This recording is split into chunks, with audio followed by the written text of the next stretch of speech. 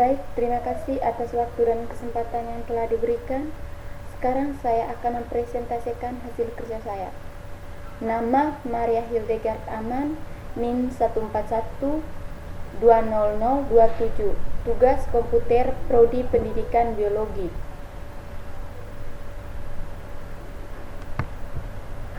Yang pertama, makhluk hidup dan lingkungan. Makhluk hidup adalah makhluk yang memiliki ciri-ciri kehidupan seperti bernapas, bergerak, dan berkembang biak.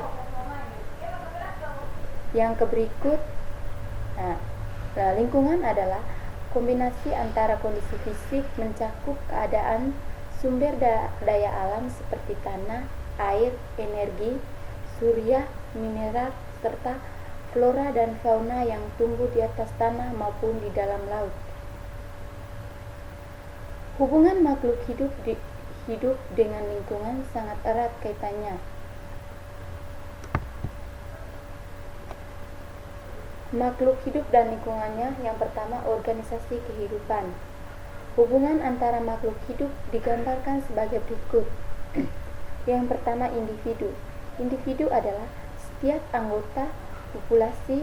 Dalam kehidupan sehari-hari akan ditemukan berbagai makhluk hidup. Yang kedua, populasi.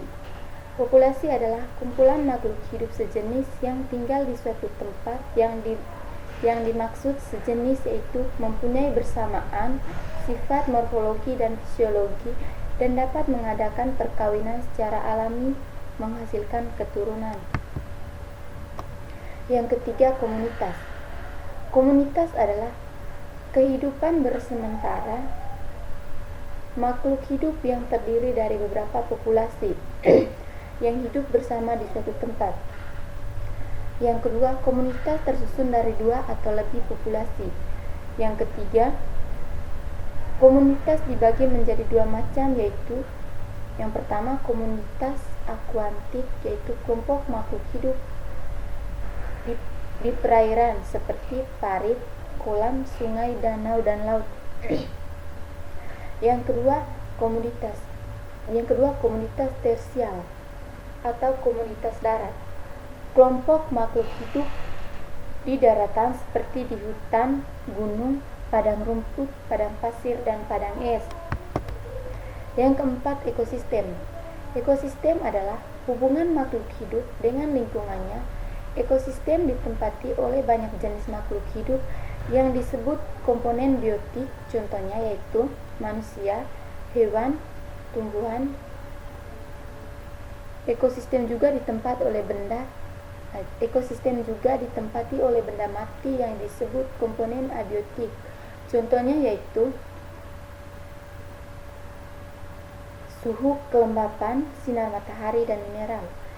Ekosistem dibagi menjadi dua, yaitu ekosistem alami yang terbentuk dengan sendirinya ekosistem buatan. Ekosistem buatan yaitu ekosistem yang sengaja dibuat. Yang berikut, biosfer. Biosfer adalah permukaan bumi di mana semua makhluk hidup dapat melangsungkan semua kehidupannya. Yang berikut, hubungan antara makhluk hidup. Hubungan khusus antara makhluk hidup disebut simbiosis. Simbiosis dapat dibedakan menjadi tiga, yaitu mutualisme, simbiosis parasitisme, dan simbiosis komensialisme. Yang berikut, hubungan makhluk hidup dengan lingkungannya.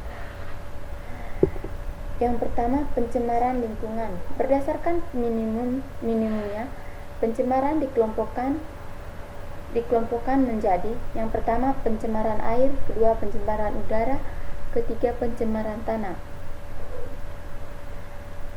Yang berikut, aktivitas manusia yang mempengaruhi keseimbangan ekosistem antara lain penebangan hutan secara liar, penebangan terbuka, pembuangan sampah atau limbah,